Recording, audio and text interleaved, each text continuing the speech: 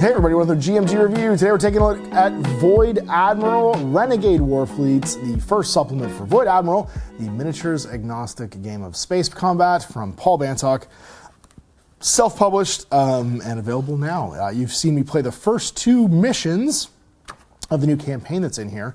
And along with that, this is going to expand the core rules of the game, allow you to play 12 different new Warfleets, which kind of takes VOID ADMIRAL itself out of just being in the grim darkness, and allows you to play a whole bunch of different kind of cool, fun tropes with things like psychic slugs, dusk wraiths, these the pack hunters that are very much like the reavers from Firefly, shadow weavers, which are a lot like the Dark Eldar. So there's a little bit more grim dark stuff in there, and also gives you the ability to kind of tweak your fleet a little bit more than you previously could with things like ship refits, and adds a new core mechanic with the ability to grapple, which is supposed to represent like firing giant hooks into people and tractor beams and stuff too. So let's dive in. This book is going to have a 64-page like total run, as well as some background here for some of the fleets. We're going to get complete fleet lists for the pack hunters, the psychic slugs, noble houses, scrapbots, dusk wraiths, the liberationists, some freedom fighters. Think of them as maybe brown coats. The fungoids, the technocrats, the lost colony. They're a little bit, I don't know, like a throwback of human civilization. The shadow weavers, the scavengers, the cragborn, sitting 8 feet tall and off a wing over a ton. The stone-skinned cragborn might be named Korg. And each of them is going to have a core ship like list. They're all going to follow the same sort of like the format from the VOID ADMIRAL rulebook, and they're fully compatible with the fleets that are in that book previously. So 9-point, big battleships, 6-point cruisers, 4-point lights, and 1-point escorts. But you buy escorts in groups of 3. And the pack hunters, this would represent like the reavers from Firefly. So and they're a lot of fun. So. Yeah, they get something called a hunter spear, and hunter spears are their special rule mechanic, where their missiles treat all normal rolls hits as rolls of a 6, even if 6s weren't required. This only works against targets whose shields are down. So if your shields are down, they get exploding 6s for double hits on basically all of their shooting. Same with fearsome attacker. They treat all hits as rolls of 6 during boarding actions, but only when they're the attacker. And then Hunter's Prey, they get to call out a single ship with the Call the Hunt action, and they get +1 to hit against it. So everybody gets to basically pick out a single one that's your prey for the fleet, and then go after it until it's dead. But you can only have a single prey at a time. And their board, they have things like Shadow Spears. Before shooting, your missiles ignore flak values for the enemy. Small game, ignore the -1 hit for shooting small targets. Reactive armor, -2 hit for lasers, because you've got like ceramic armor plating. Pack tactics, your jackals, your escorts can move 90 degrees or turn 90 degrees. And then slashing claws, it's the big crab arms from Serenity. Used before you shoot with a ship or a squadron. Each time their cannons get +2 attacks when targeting enemies within 6. Because you basically reach out and grab them. And I'm not going to do every single fleet here. I'm just going to kind of go through like what their big core things are. So like the psychic slugs, they get sludge rockets. For each point of hull damage these missiles inflict on the enemy ship, they also take -1 damage to their shields. Because normally missiles will ignore shields completely, but the idea is it's like splashing goo around. The shields are shorting out too. Heavy fighters, they may not be issued bombing runs against targets outside 12 inches. However, their bombing runs get +1 to hit. Absorb secrets, because your brain slugs like on Hermes in Futurama. At the start of the turn, you gain 1 additional command dice for each enemy capital ship within 6 or more of one of your ships, because you start taking over their dudes. The Noble Houses, I play this one in the campaign. They get a thing called Cull the Rabble. They never take the -1 hit against small targets because they just like killing people weaker than them. Tight ranks, Noble House capital ships add +1 to their flak for every honor guard, so they're escorts within 2. And reflexive shielding. They gain a Hatches Seal token. They immediately get a lost point of shield back. Scrapbots, they're kind of like Junkicons from Transformers. Unplanned constructions. Do not select friendly weapons for your ships. At the start of the game, randomly roll to see each of your hull weapons, so you never get to pick what you have. Drone bays, they launch drone tokens. These work like fighter tokens, but cannot be sent out in bombing runs. And industrious, scrapbots may include 20% more points in ships. This means a standard 30-point game would have 36 points of ships. So you have a bigger fleet. So you trade like being able to customize your fleet for having like a random loadout. The Dusk Wraiths, they're sort of Necron-y.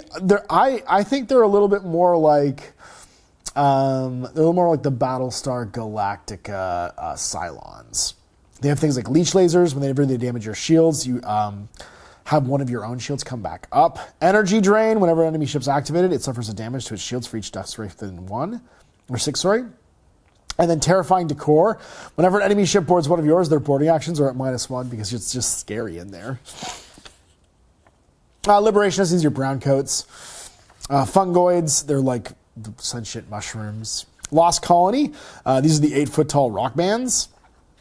Technocrats, these are kind of your Martians. Shadow Weavers, sort of Dark Eldari. Scavengers, they're sort of like I would actually say these are more like the Death Skulls from the Orcs clans. And then the Cragborn, they're very demi-ergy, slightly squat humanoids. And then we get into the refitting the ship section. So this one right here is designed to allow you to tweak a ship. So for every 15 points of fleet that you're playing in the size of your game, one of your ships can be refitted. And typically what that means is you're going to swap something for something else. So for your dorsal laser turret, you can either have a light or heavy laser, but you lose a shield for a light or 2 shields for heavy because you have to redirect power, right? Extended hull, you can lose 2 inches of movement, gain a hull, or lose 4 inches of movement and gain 2 hull. Dorsal cannon turrets, sacrifice a flak for the big one, or the little one, or 2 for the big one. Additional shields, your ship sacrifices a point of flak to gain a shield. Enhanced flak, sacrifice a shield for a flak. Advanced shield batteries, sacrifice a hull to get +2 to your shields. Heavy armor, lose a shield to gain an armor. And enhanced engines, take 1 down from your armor value, but get +4 inches of speed.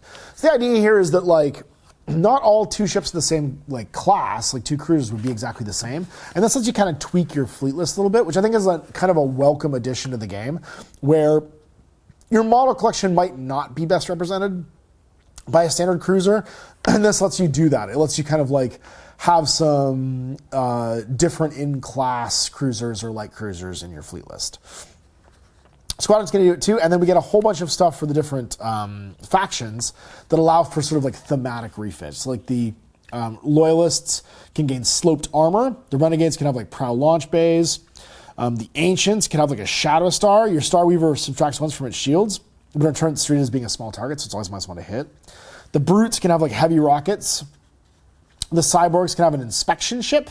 It can't launch bombing runs, but whenever boarding it, you get +1 to your attacks for each fighter token you currently have, so you have like a combat air patrol. The Insectoids can get crushing appendages and attack in melee, and the Mining Guilds can have like auto drillers. The Merchants can have a rear guard, where they can shoot behind themselves. And then we've got stuff for the noble houses, like literally every fleet gets one of these in here. And then finally, combat grapples. So these are like, they could be 3 different forms depending on the fleet you play. And you have to choose. They're either going to be tractor beams, harpoons, or tentacles.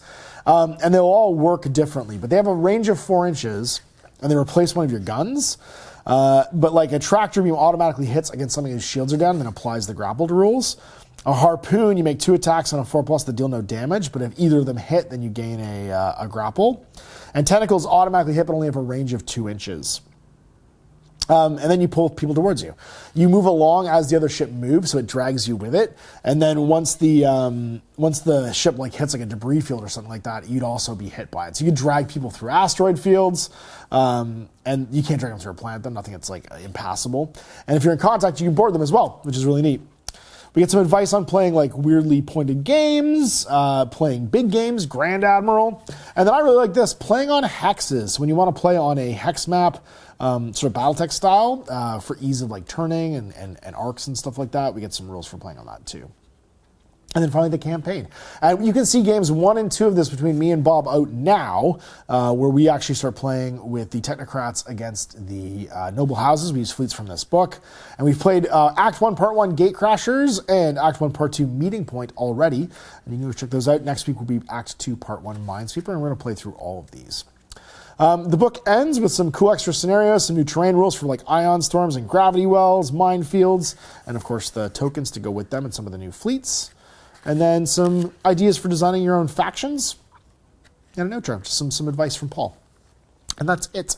Void Admiral Renegade Warfleets. This is the perfect little add-on for this game. If you have a collection of ships from X-Wing or from BFG, old drop fleet commander ships, this is kind of like a one-stop shop for playing in a variety of different like time periods, IPs, whatever you want. Even old was it Babylon 5 stuff. You can fit these rules to really whatever you want. I still love the Saga style dice command board system, and because of the refitting, it's enhanced the flexibility of the game to make the ship rules reflect the miniature collection you have. And I think this is a really worthy add-on. So yeah, it's just a couple bucks on Amazon. You can get it in print from Paul, and it's also of course on Drive-Thru RPG and all the various download places. I'll put it in the description below if you want to go check it out. And good job, Paul. Thanks for sending it along for us to check out. And you guys for watching. Nice time, Ash. Happy gaming.